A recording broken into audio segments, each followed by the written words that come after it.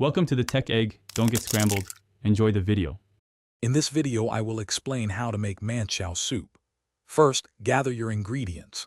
You'll need about 1 cup of finely chopped mixed vegetables like carrots, cabbage, and mushrooms. Don't forget your aromatics, 2 tablespoons each of minced garlic and ginger, plus 1 green chili. Also, have soy sauce, vinegar, and chili sauce ready, along with 4 cups of vegetable broth and 2 tablespoons of cornstarch. Next, let's start cooking. Heat 2 tablespoons of cooking oil in a large pot or wok over medium-high heat.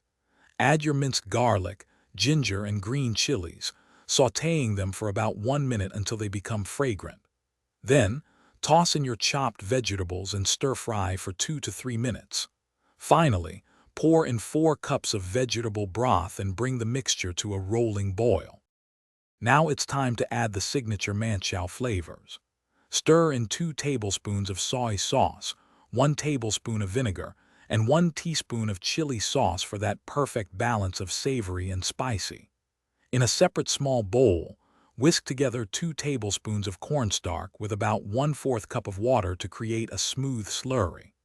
Slowly pour this slurry into the boiling soup while continuously stirring to thicken it. Let the soup simmer for 1 to 2 minutes after adding the cornstarch, allowing it to thicken to your preferred consistency.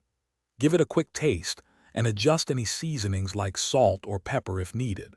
For the perfect finish, garnish each serving with a generous sprinkle of fresh chopped spring onions and a handful of crispy fried noodles.